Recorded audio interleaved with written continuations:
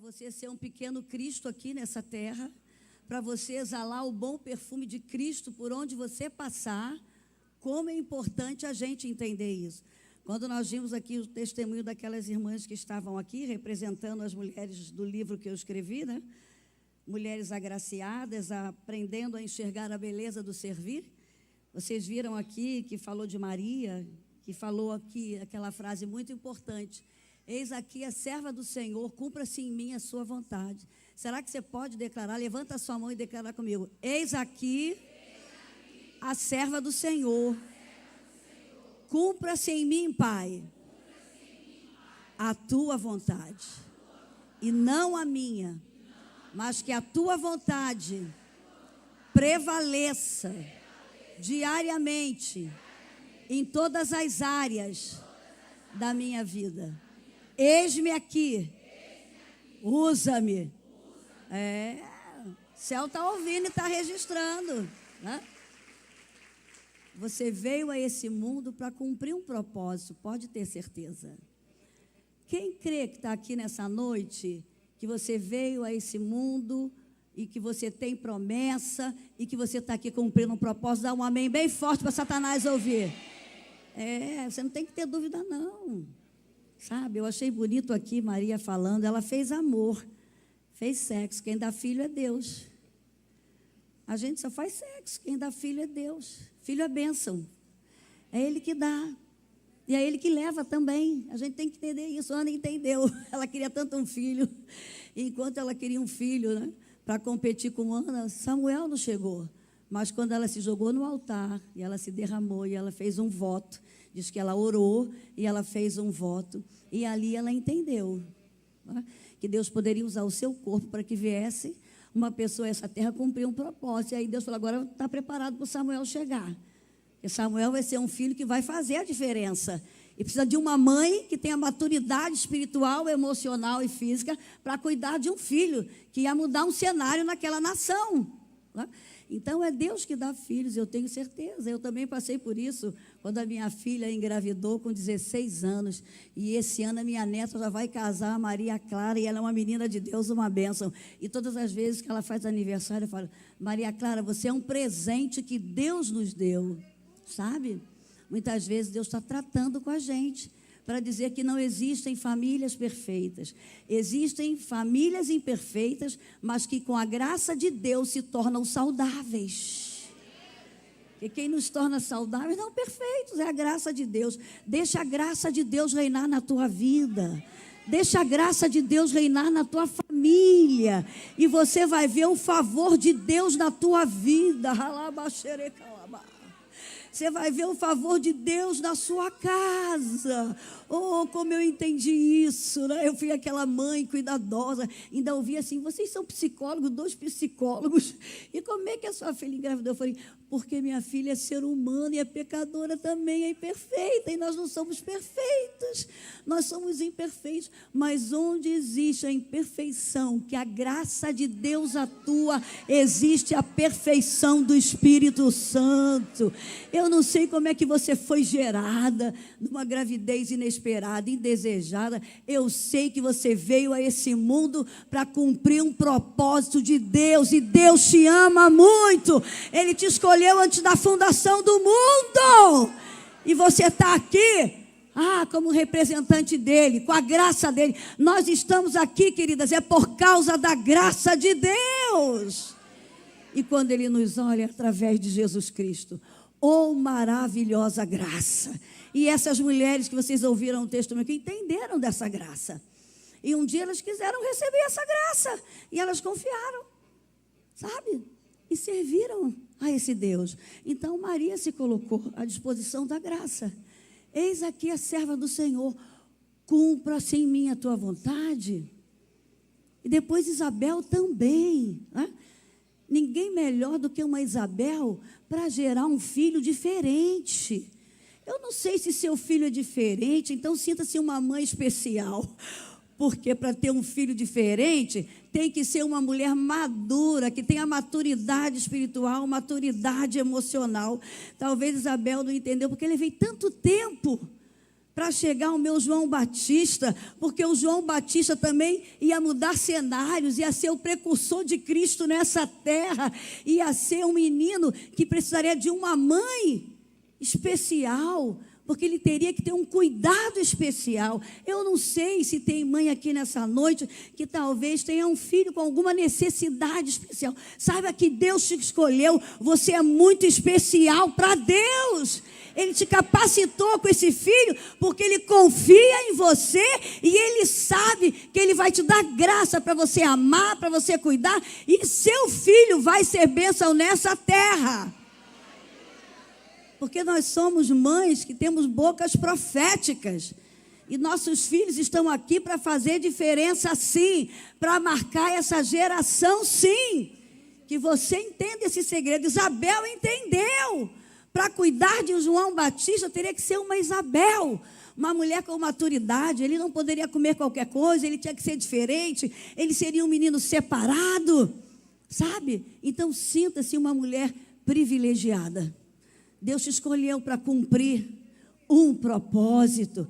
Já foi falado de Ana aqui, uma mulher, como sonho daquela época de toda menina, queria casar, queria ter filhos, porque elas tinham a convicção de que uma delas, uma virgem, ia conceber, e elas queriam ser a mãe do Salvador. E com certeza a Ana tinha essa esperança, mas com 7 anos de casamento, ela ficou viúva. Mas ela não perdeu a esperança de ver o Salvador. Eu não vou ser mãe, mas eu vou ver o Messias que vai chegar. Talvez você esteja se preparando para alguns sonhos, porque é bom sonhar. É bom termos um caderno de sonhos, de escrevermos os nossos sonhos, como foi falado aqui. Lá em Provérbios 19, 21, de que o homem faz muitos planos, mas o que vai se cumprir na nossa vida são os propósitos de Deus. E nem sempre os nossos sonhos vão ser os de Deus. Mas eu quero que você entenda nessa noite que talvez nem todos os seus sonhos irão se cumprir. Mas se você se permitir que os sonhos de Deus se realizem na sua vida, você vai ver o retorno do Messias. Esse é o segredo nosso. A gente tem sonhos sim, mas eu não vou viver só em função dos meus sonhos. Eu tenho que viver como Ana viveu. Ela colocou a visão da eternidade acima de todos os seus sonhos, de todos os seus propósitos. E a visão da eternidade dela, naquele momento, é que ela sabia que o Redentor de Israel iria nascer. E ela falou, eu quero ver a redenção de Israel. E mesmo ficando viúva, diz que ela passou a sua vida aonde? No templo. E no templo ela orava, ela jejuava, ela adorava, ela estava ali alimentando a sua fé, ela estava ali alimentando a sua vida espiritual, a sua vida emocional, a sua motivação e alimentando outros. Ana usou a sua dor para se curar e curar outros. O que você está fazendo com a sua dor? Está se vitimizando? Sentou na cadeira da dor? Não. Hoje você vai se levantar dessa cadeira em nome de Jesus, porque nós não podemos perder a esperança. O nosso rei vai voltar. Não perca a alegria do retorno do Messias. Por isso é importante estarmos aqui, clamando, orando, jejuando e proclamando: Jesus vai voltar, Jesus vai voltar. Jesus sim vem, do céu em glória Ele vem, ecoa, vá pelo mundo, ó que a igreja tem, glória, Jesus em breve vem, nossa esperança é sua vinda, o Rei dos Reis, vem Senhor, estamos aqui Jesus. Guardamos Jesus ainda até a luz da manhã raia. A minha, a sua, é sua. O Rei dos Reis vem Nós aguardamos Jesus ainda, até a luz da raia. Vai raiar a luz da tua vida. A luz vai raiar na vida da igreja. Jesus vem, igreja. Jesus vem. Está só focada nas dificuldades da vida? Está só focada nos problemas? Ana não. Ana desfocou dos seus problemas, das suas dores. E ela ia para o templo, jejuar, orar, ter intimidade com Deus e anunciar: o Messias vai vir. A redenção de Israel vai chegar. E diz que chegou. E ela estava lá no templo. Sua vitória vai chegar. Sua vitória vai chegar. Não abra mão. O propósito de Deus vai se cumprir na sua vida. E quando ela viu o Messias, diz que ela olhou, profetizou e saiu profetizando. Olha, a redenção de Israel chegou. A redenção de Israel chegou. Que você seja uma boca profética na sua casa. Que você seja uma boca profética no seu bairro. Que você seja uma boca profética lá, sabe, onde estão as pessoas necessitadas. Que você seja uma boca profética de dentro da igreja. E agora abre a sua boca e declare uma palavra profética para quem está do teu lado. Abra a sua boca e diga algo para essa pessoa que está do teu lado. Eu estou dizendo aqui, não abra mão dos propósitos de Deus. Vai se cumprir na tua vida, na hora certa e no momento certo. E eu declaro para você, Ele vai voltar e nós vamos reinar com Ele em glória. Nós vamos reinar com Ele em glória. Quem está preparado aí para o casamento? Quem está adornando as suas vestes? Quem está colocando azeite nas suas lamparinas? Quem está colocando azeite das reservas? Nós somos as 5 noivas, sábias, prudentes. Estamos hoje aqui, enchendo a nossa lamparina, enchendo as nossas reservas, para abençoarmos vidas. Esse foi o segredo de Ana. E eu falo também de Priscila e Áquila. Priscila, que foi uma mulher de Deus, junto com seu esposo, discipulou Apolo, ajudou Paulo, uma mulher que entendeu o chamado ministerial na sua casa, na sua família. Eu não sei, talvez você está aqui, você seja uma Priscila, você é a mulher mais vocacionada, sabe, lá na sua casa, mais que seu esposo, como foi falado aqui. Deus precisa de um. Deus só precisa de um. Levanta assim, repete comigo: Senhor Jesus, começa comigo a obra que o Senhor quer fazer na minha vida, na minha casa, na minha família, na minha geração. Começa comigo, que eu seja uma discipuladora na minha família, na minha igreja, por onde eu passar, que eu levante homens e mulheres, meninas mais novas, melhores do que eu, como Priscila fez. Esse foi o papel de Priscila.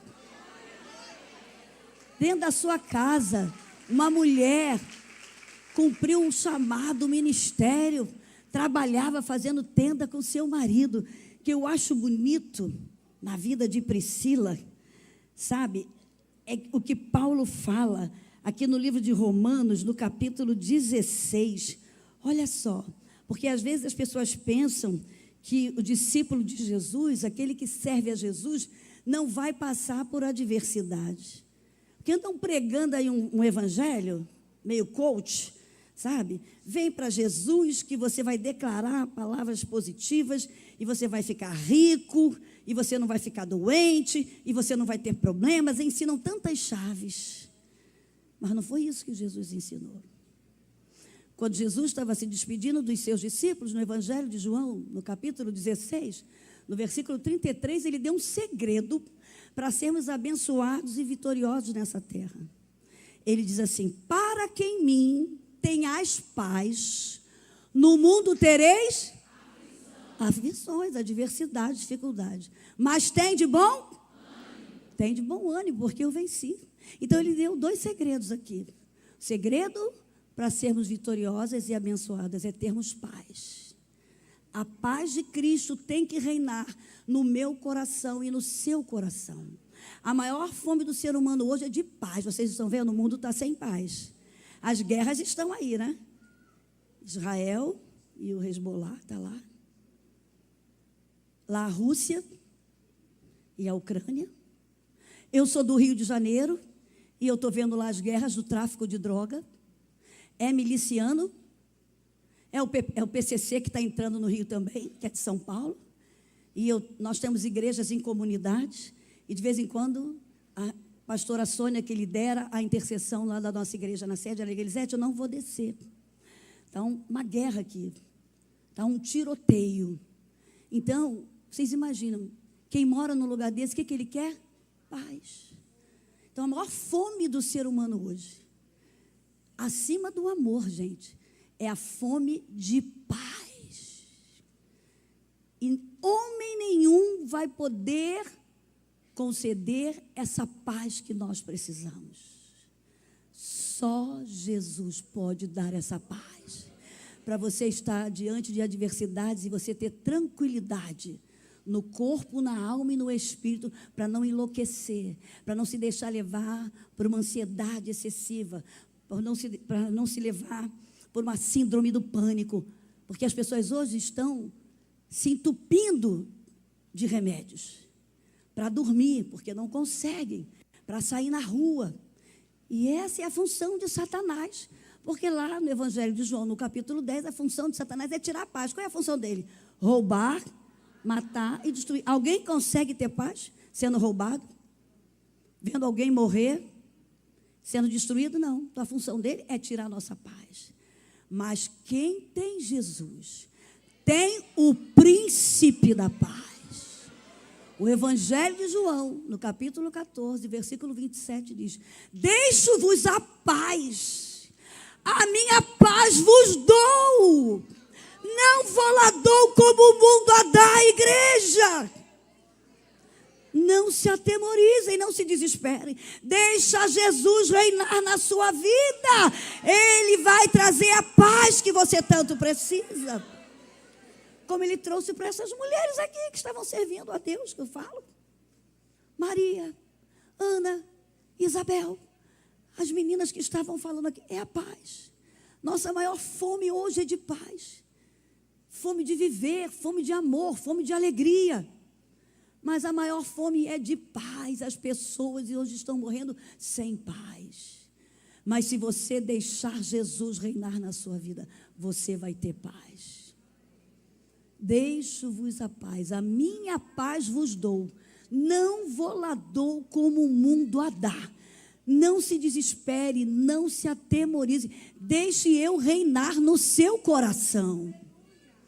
Sabe? E quando eu vejo esses homens e mulheres da Bíblia que passaram por adversidade, que não negaram a Jesus e foram abençoados, mesmo alguns sendo sacrificados, mas eles tinham paz e eles conseguiram fazer a diferença no seu tempo. E hoje a gente está aqui falando dessas mulheres, e eu estou falando aqui de Paulo, de Priscila e Áquila. Olha só o que diz Romanos 16, o versículo 3. As recomendações que Paulo está dando, e ele diz assim: saudai a Priscila e a Áquila, meus cooperadores em Cristo Jesus, os quais pela minha vida expuseram a sua cabeça, o que não só eu lhes agradeço, mas também todas as igrejas dos gentios. Você sabia que nós estamos aqui porque um casal entendeu o chamado no ministério, entendeu o propósito de Deus para a vida deles? Você viu aqui, né, a menina representando a mulher samaritana. A mulher samaritana era religiosa. E o religioso, ele tem dificuldade, muitas vezes, de se relacionar. Porque ele se cobra muito. E aí, como ele cobra do outro também. Aí ele não consegue manter relacionamentos saudáveis. E assim era a mulher samaritana. Ela não conseguia manter relacionamentos saudáveis, talvez por causa da sua religiosidade. Eu não vou entrar em detalhes, porque eu não quero falar dela, eu quero falar de Priscila e Áquila. Mas ela servia ao reino cheia de culpa, cheia de medo. Mas no dia que ela encontrou com Jesus ali no poço de Jacó, Jesus falou para ela: mulher, você tem uma sede aí na sua alma. Você tem uma sede de paz, de identidade, de reconhecimento, de aceitação. E se você beber da água que eu lhe der, que é a água viva, que é a salvação, você nunca mais vai ter sede. E ela falou: dá-me dessa água. E ela tomou. E aí ela começou a servir ao reino livre da culpa. E quem serve ao reino livre da culpa é um evangelista. Tem prazer de falar de Jesus e nem tem vergonha de contar a sua história, como eu vi aqui. Que você entenda nessa noite. Eu não sei o que você passou, mas hoje você está aqui adorando a Deus, você tem paz no seu coração, você tem alegria, que você seja uma testemunha viva do poder do Evangelho de Deus na sua vida, porque está assim de gente querendo ouvir sua história. Que como nós somos abençoadas aqui pelos testemunhos. Então, enquanto é religioso, não fala da sua história, só fala da dos outros, só cobra dos outros. Mas naquele dia ela bebeu da água viva, ela reconheceu quem ela era, ela entendeu a graça, o amor e a bondade de Deus na sua vida, e ela se tornou uma evangelista. E a primeira coisa que ela fez foi falar: venham, venham ver um que falou tudo que eu tenho feito. Ela não teve mais vergonha da sua história. Tudo que eu tenho feito, Ele é o Messias, eu não sou mais a mesma mulher. E a vida daquela mulher atraiu outras pessoas para Cristo. Então nessa noite, não tenha vergonha da sua história. Você está no lugar certo, que você possa beber essa água viva, e a paz de Cristo vai reinar no teu coração, em nome de Jesus. E aí, o que eu aprendo, para mim ir fechando aqui, que todas essas mulheres que eu coloquei nesse livro, o segredo da vida delas, de Priscila também, é que elas tinham alguns segredos. E o primeiro segredo é que todas elas tinham uma conexão com Deus. E eu quero começar fazendo uma pergunta aqui nessa noite. Como está a sua conexão com Deus? A sua aliança com Deus? Todas elas sabiam quem elas eram. Elas tinham noção da sua identidade de filhas de Deus. E uma das maiores necessidades dos seres humanos é saber quem são. São as questões existenciais do ser humano. Quem eu sou? Essas mulheres entenderam. A partir do momento que elas tiveram um encontro com Deus, uma conexão com Deus, elas fizeram uma aliança com Deus, elas entenderam que elas eram filhas de Deus. E como filhas de Deus, elas entenderam que elas estavam aqui para cumprir um propósito da parte de Deus. Quem crê aqui que é filha de Deus?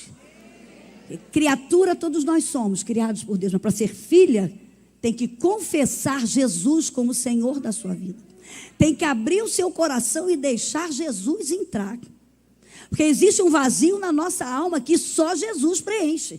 Casa não preenche, marido não preenche, riqueza não preenche, fama não preenche. Sabe? Só quem preenche é Jesus. E quando você deixa Jesus preencher esse vazio da sua alma, você se torna filha de Deus. Lá no Evangelho de João, no capítulo 1, versículo 12, diz: mas a todos quanto receberam, deu-lhes o poder de se tornarem filhos, filhas de Deus, a saber, os que creem no seu nome. Quem aqui crê no nome de Jesus? Se você confessou e crê, é filha. E como filha, Deus está cuidando de você. A palavra agraciada, além de ser favorecida, abençoada, quer dizer que você é foco do amor de Deus. Por que eu coloquei mulheres agraciadas? Porque essas mulheres foram foco do amor de Deus. E você, como agraciada também, você é foco do amor de Deus. Deus está focado diariamente em você. Você acordou, o Espírito Santo está com você. O Espírito Santo está te direcionando. Nada do que acontece no seu dia a dia é sem a permissão de Deus. Porque você crê na palavra. Romanos 8, 28 diz que algumas coisas, todas as coisas cooperam para o bem daqueles que amam a Deus e são chamados pelo seu decreto, pelo seu propósito. Se você é chamada, aceita por Deus, se você é foco do amor de Deus, tudo o que acontece é para o seu bem. Mesmo que no momento você não entenda. Que vocês viram aqui, a irmã ainda tem um filho que foi o filho que levou. Olha que coisa interessante. E hoje ele está longe. Mas assim como a Bíblia fala em Lucas 15, lá do filho pródigo, eu declaro, amada, você que esteve aqui, seu filho vai voltar. Esteja com o anel, com a sandália e com a capa preparada. Esteja na porta, declarando que quando ele chegar, você vai abraçar. E profeticamente, você vai colocar as sandálias no pé dele. Você vai colocar o anel e a capa. E ele vai cumprir o propósito para qual Deus o criou. Se você tem filhos aqui que estão longe, declara sobre a vida dos teus filhos lá dentro da tua casa. Lá no quarto.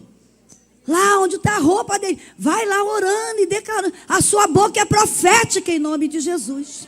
Então tenha conexão.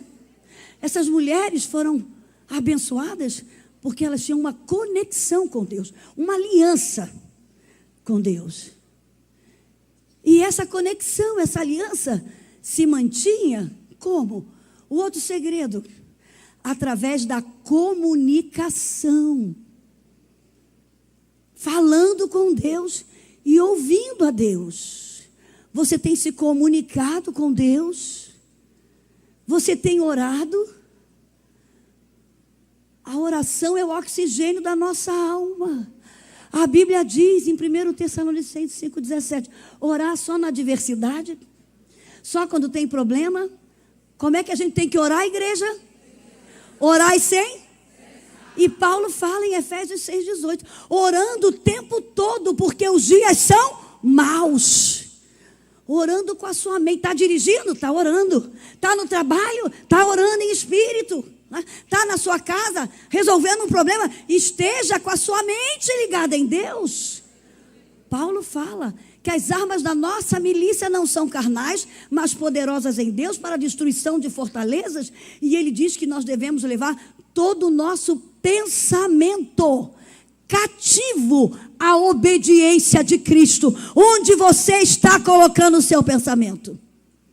O que é que está entrando na sua mente? As fofocas, gospel, as notícias, as desgraças que você está vendo? Não. Você quer ter conexão? Tem que ter comunicação aqui, ó. Deus deixou a palavra. Deus gosta de conversa. Deus gosta de conversar com a gente. E aqui está a sua palavra para conversar. Porque a comunicação tem que ter um emissor e um receptor. Quando você está lendo, Deus está falando com você. Quando você está orando, você está falando com Deus. Essas mulheres tinham conexão e tinham comunicação com Deus. Elas conheciam as promessas. Elas sabiam das promessas. E elas falavam com Deus. E isso fortalecia essas mulheres. Irmãos, a fala é a cola dos nossos relacionamentos. É por isso que Satanás gosta de interferir na comunicação. Sua com Deus, você com seu cônjuge, você com seus filhos e lá no seu trabalho. Ele vai interferir. Há um grande poder na comunicação, nas palavras. Você vê, políticos aí, muitos deles se elegem por causa do poder da comunicação. Eles têm uma comunicação que deixa as pessoas anestesiadas. E às vezes um bom político é mais simples, não tem aquela comunicação e não votam nele, votam no que tem a mídia hoje, aí as redes sociais estão aí mostrando isso. Teu pastor às vezes é um grande pastor e você está indo atrás de um coach que só tem a teoria, mas não tem fruto, não tem vida. E você está deixando de ouvir o seu pastor para ouvir alguém que só tem teoria. Porque ele tem um poder da comunicação. E você tem um grande poder da comunicação. É a oração. É você falar com Deus. E você está ouvindo N coisas que não vão edificar a tua vida espiritual. nem tua vida emocional, nem tua vida profissional. Porque aqui está os 4 conhecimentos: teológico, filosófico, científico e o senso comum. Aqui tem resposta para a área financeira, aqui tem resposta para a família, aqui tem resposta para todos os problemas da sua vida. Mas você prefere ficar ouvindo e não tem intimidade com o papai. Não ouve a palavra.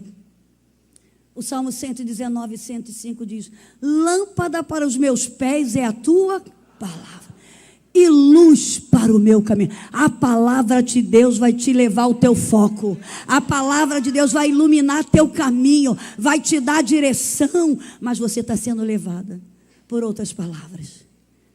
Guarde isso. Essas mulheres cumpriram seu propósito porque tinham uma conexão, uma aliança. Tinham uma comunicação. E essas mulheres, elas foram constantes no seu propósito. Priscila e Áquila foram constantes, mesmo correndo risco de vida. Maria foi constante, mesmo tendo que ir para uma manjedoura, mesmo tendo que fugir para ter o seu filho, mesmo vendo o seu filho ir para a cruz, ela foi constante, foi fiel a Deus. A mulher samaritana depois foi constante também. Ana foi constante. Quando a gente fala de constância, a gente fala de disciplina. A indisciplina é algo muito ruim na vida do ser humano. Porque a indisciplina vai interferir na sua vida física, emocional e espiritual. A indisciplina, quando você não tem a sua constância com Deus, vai interferir no seu casamento, vai interferir na sua vida profissional. Então a constância é algo importantíssimo. Que vocês possam guardar isso aqui nessa noite. Nós só vamos ser abençoados e vitoriosos quando nós entendemos que nós somos agraciados por Deus. Independente das circunstâncias que a gente venha a passar, mesmo que a gente tenha muitas vezes que correr risco por causa do Evangelho, mas a gente não vai abrir mão da palavra de Deus. Nós não vamos aderir à cultura do mundo. Nós estamos numa batalha cultural, igreja. E a cultura do mundo está entrando na igreja. Nós estamos começando a aceitar o feminismo. Casar para quê? Ter filho para quê? Meu corpo, minhas regras. Porque eu vou me submeter ao meu marido? Porque eu tenho que estar na igreja? Porque eu tenho que ser uma mulher diferente? Cuidado, que você possa ter conexão com Deus, para você ser sensível à voz de Deus e à vontade de Deus, para que você esteja preparada para enfrentar as adversidades que vão vir por aí, sim. Mas se você for uma mulher que tiver uma aliança com Deus, se você manter a sua comunicação diária com Deus, você vai ser sensível à vontade de Deus e vai obedecer à vontade de Deus. Você vai ser uma pessoa constante nos seus propósitos e você vai ver a sua família ser abençoada, a sua geração ser abençoada e frutificar nessa terra até a volta de Jesus. Vocês creem nisso? Quem quer nessa noite aqui se comprometer a ter realmente uma aliança com Deus, você não vai deixar Deus por nada, a ter uma comunicação diária com Deus, um compromisso com Deus, de abençoar outras pessoas. Porque esses foram os propósitos dessas mulheres e que eu aprendo com Priscila e Áquila. Eles correram risco de vida, mas eles não abriram mão de a sua casa ser um local de discipulado para abençoar outras pessoas, abençoar Apolo. E Apolo se tornou maior do que eles. Deus quer usar você, Deus quer usar tua casa, Deus quer usar tua família para ser um local de cura, para ser um local de libertação, para ser um local de restauração para meninas que não têm uma mãe presente, para meninos que não têm um pai presente, de ser um local de libertação para casais que não têm o pai ou a mãe como referência de casamento. Que nessa noite aqui se levante Priscilas e Áquilas, porque nós estamos precisando disso nessa noite. De famílias que têm um compromisso com Deus, independente das circunstâncias, mas que vão fazer a diferença. E vocês veem a vida de Paulo. Hoje a gente está aqui, o pregador dos gentios, porque teve um casal que o ajudou? Quem é que você está ajudando? Qual é o menino e a menina que você está ajudando lá na sua casa? Qual é o casal que você está sendo referência? Enquanto Jesus não voltar, como igreja de Cristo aqui nessa terra, nós temos que dar frutos. Mas as pessoas hoje estão correndo atrás de resultados. Quantos seguidores eu tenho na internet, no meu Instagram? Eu tenho que estar lá fazendo tantas coisas, só querendo resultado. E Deus não quer resultado, Deus quer ver nossos frutos. E Ele diz, pelos frutos se conhece a árvore. Ele está querendo ver os nossos frutos. Priscila e Áquila entenderam sobre frutos. Entenderam que eles podiam fazer a diferença, os dois como casal. E abriram a sua casa. Hospedaram Apolo. Colocavam pessoas para ensinar, para discipular. Eu gosto da Landa Cope, da Jocum, uma mulher de mais de 80 anos, e ela fez uma pesquisa. E ela falou, o grande problema da igreja hoje, se nós quisermos ganhar o mundo, nós temos que ter escolas, nós temos que falar sobre adoção. Eu aconselho os casais da minha igreja que não têm filho, adote. Adote uma criança, ore e adote. Quantas crianças precisando ser adotadas? Sabe quem está adotando? Não posso nem falar aqui. Eles estão adotando e a gente como igreja está aqui.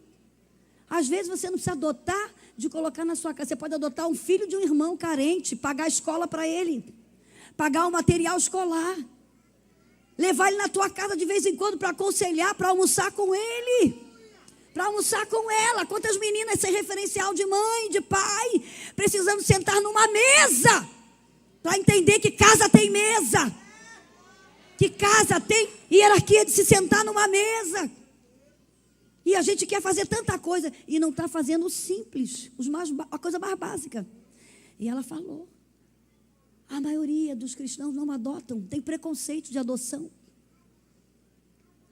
E ela falou que todo casal que tem um relacionamento saudável deveria pegar os casais da sua igreja, até 5 anos de casados, e levar uma vez por mês na sua casa, sentar com eles para conversar, orientar e mostrar que casamento tem problema. Tem divergência de ideia, mas de sentimento não. O amor prevalece. E onde o amor de Deus prevalece, a gente vence as divergências e as dificuldades. Igreja, o evangelho é bem simples, a gente aqui está dificultando. A gente aqui está inventando um mundaréu de coisa, mas o evangelho é vida. Evangelho é vida. Que a gente entenda isso nessa noite. O que essas mulheres entenderam. Priscila e Áquila entendeu esse segredo. Eu vou usar a minha casa para discipular pessoas, para ajudar pessoas. E discipularam pessoas que se tornaram melhores e maiores que eles. Deus quer te usar para você ajudar as meninas mais novas a serem melhor que você. E eu lembro do pastor Miles Morro, quando ele falou numa conferência nossa, eu quero morrer vazio, e aquele homem morreu vazio. Ele deixou muitos livros, ele deixou muitas palestras, ele deixou muitos ensinamentos. E como ele me ensinou a mim e ao meu marido, ele e a esposa dele, a Ruth, que você morra vazia, que você possa transmitir o bom perfume de Cristo do seu jeitinho. Fale de Jesus do seu jeitinho, da maneira que Deus tem te feito. Fique preocupada, porque às vezes eu não prego aqui, eu não falo aqui, mas você é uma boca profética. Você é uma boca profética, onde você colocar a planta dos seus pés. Igreja, Jesus está voltando, Ele tem pressa. E nós temos que falar desse Jesus, desse amor, dessa maravilha. Não perca a conexão, tenha uma aliança com Ele. Não perca a sua comunicação. Ore e esteja também atenta para ouvir. Porque a comunicação tem o emissor e o receptor. E a oração também tem que ter silêncio. Quando você está em silêncio, o Espírito Santo vai falar com você. Seja constante. Seja uma pessoa disciplinada. A indisciplina é a mãe da frustração. Muitas pessoas frustradas no casamento, na vida ministerial, na profissão, porque são indisciplinados. Que você seja uma pessoa disciplinada, e a disciplina requer constância, requer fidelidade. E o último segredo dessas mulheres é que elas foram mulheres de fé. A Bíblia diz em Hebreus 11:1, vamos ficar de pé? Ora, a fé é o firme fundamento das coisas que se esperam e a convicção das coisas que se não veem. A fé faz você ver o invisível, crer no incrível e receber o impossível. Quem tem algum impossível aqui nessa noite, que precisa de algo impossível? Eu também preciso de algo impossível. Então você tem que colocar sua fé em ação.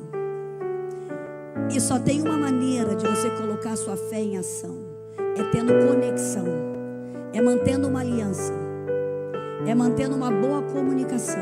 Falando e ouvindo.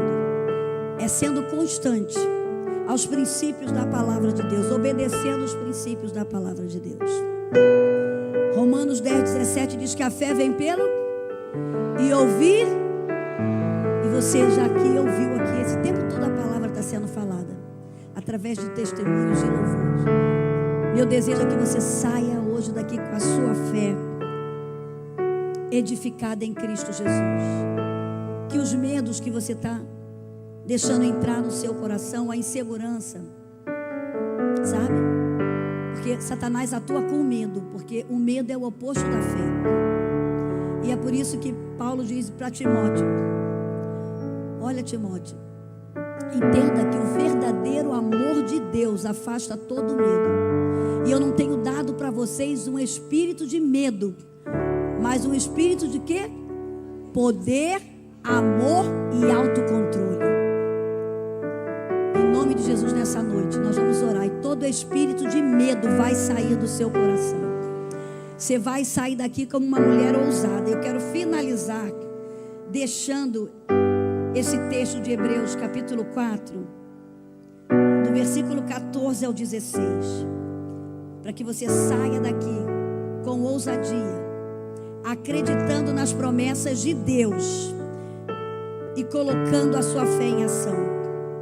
Diz assim: visto que temos um grande sumo sacerdote, Jesus, Filho de Deus, que penetrou nos céus, retenhamos firmemente a nossa confissão de fé. Não é reter firme não, tá? É reter firmemente a nossa confissão, a confissão que você fez naquele dia que você confessou Jesus como Senhor da sua vida. Você tem que continuar mantendo essa confissão diariamente. Ele é o Senhor da sua vida. Não importa o que aconteça, Ele está no controle da sua vida. E aí o versículo 15 diz assim: porque não temos um sumo sacerdote que não possa compadecer-se das nossas fraquezas, porém um que, como em nós, em tudo foi tentado, mas sem pecado.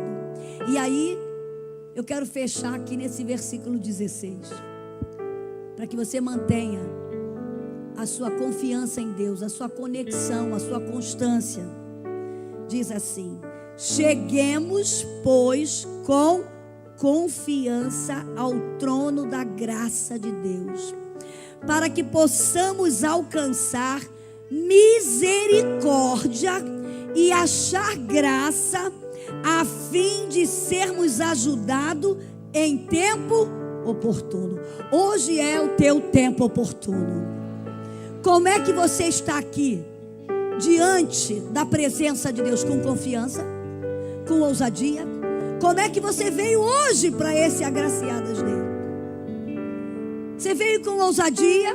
Talvez você enfrentou adversidade para estar aqui. Você está aqui enfrentando esse calor, mas eu quero te dizer, tudo isso faz parte do treinamento para chegar à tua vitória. Eu vi gente saindo, não sei, pode ser por causa do calor, mas às vezes porque não quer passar um pouquinho de calor. Aquelas mulheres passavam no deserto, andavam a pé.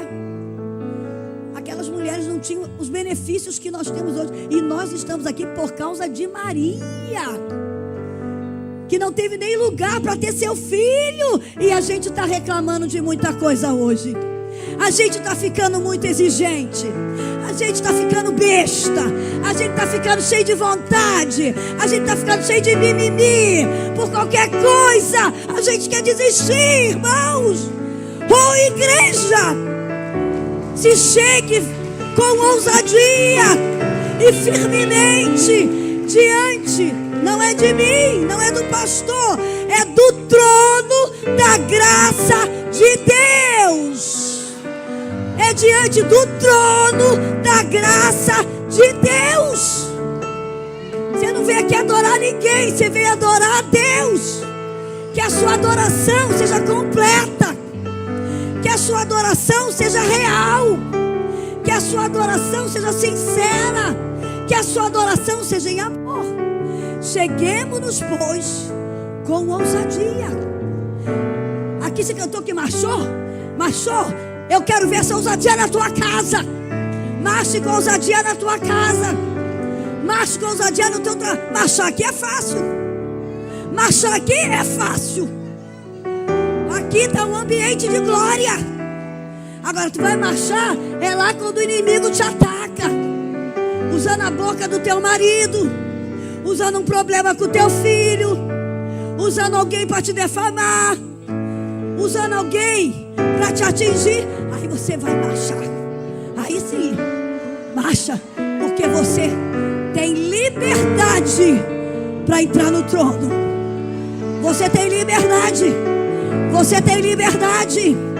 Cheguemos-nos, pois, com ousadia diante do trono da graça de Deus. Para quê? Para alcançarmos graça, favor imerecido. Não éramos merecedores da graça. Eu estou aqui, a graça. Não sou melhor do que ninguém. Talvez é que precise mais de graça. Para alcançarmos graça e misericórdia. E é uma misericórdia que se renova a cada manhã. Você acordou, tem misericórdia nova. Você acordou, oh maravilhosa graça. Oh maravilhosa graça. Você pode louvar a Deus por essa graça. Como você estava cantando aqui, você pode louvar a Deus por essa graça. Você pode adorar a Deus por essa misericórdia. Oh papai, obrigada. Obrigada por essa graça. Obrigada por essa misericórdia. Nós não éramos merecedoras. É graça, é graça, é graça, é graça, é graça, é graça, é graça, é graça.